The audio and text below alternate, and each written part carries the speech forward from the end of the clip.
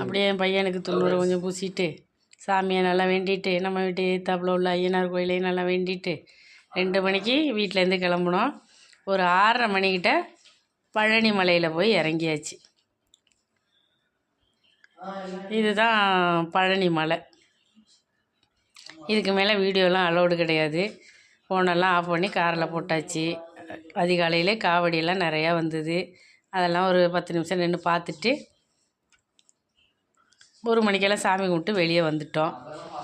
இது திண்டுக்கல்லில் இந்த சூரியகாந்தி தோட்டம் இருக்குது. பூ நல்லா அழகாக இருந்தது. அதை அப்படியே கொஞ்சம் வீடியோ எடுத்துகிட்டு பார்க்குறதுக்கு நேரில் பார்க்க நல்லா அழகாக இருந்தது. அப்படியே திண்டுக்கல்லையே ஒரு சைவ ஹோட்டல் பார்த்து ஒரு 2 மணி வாக்கில் சாப்பிட்டுட்டு இல்லை சாம்பார் சாதம் வாங்கி சாப்பிட்டுட்டு வந்தாச்சு.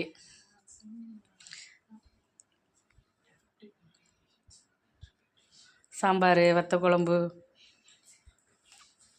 ஒரு ரசம் எல்லாமே நல்லா திருப்தியாக சாப்பிட்டாச்சு. சாப்பாடு நல்லா இருந்தது. ஆனால்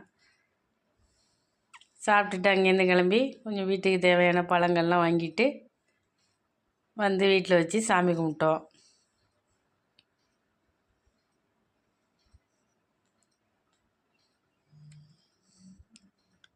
சாமி கும்பிட்டுட்டு இதெல்லாம் அக்கம் பக்கத்தில் இருக்கவங்களுக்கு கொஞ்சம் எடுத்து கொடுத்துட்டு பிரசாதமாக எடுத்து கொடுத்துட்டு எல்லாம் நல்லபடியாக முடிஞ்சுது.